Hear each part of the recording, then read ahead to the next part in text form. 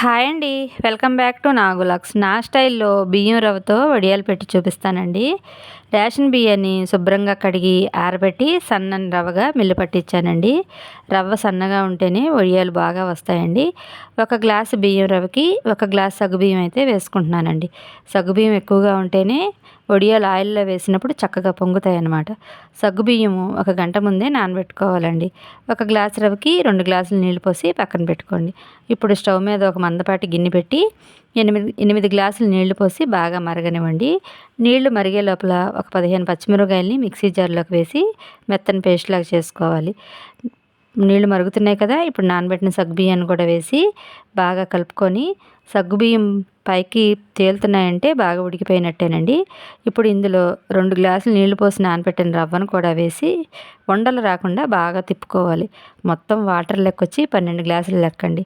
రవ్వలో 2 గ్లాసులు పోసుకున్నాం, సగ్గుబియ్యంలో 2 గ్లాసులు, ఎసరికి 8 గ్లాసులు పెట్టుకున్నాం అనమాట.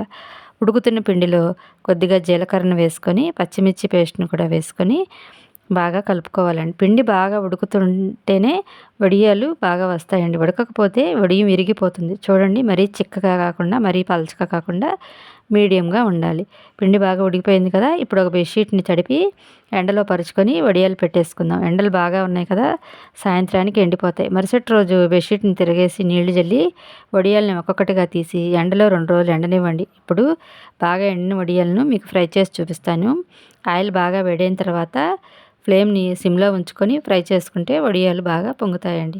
మా వీడియో నచ్చినట్టయితే లైక్ చేయండి, షేర్ చేయండి, కామెంట్ చేయండి, సబ్స్క్రైబ్ చేసుకోండి. బాయ్ అండి.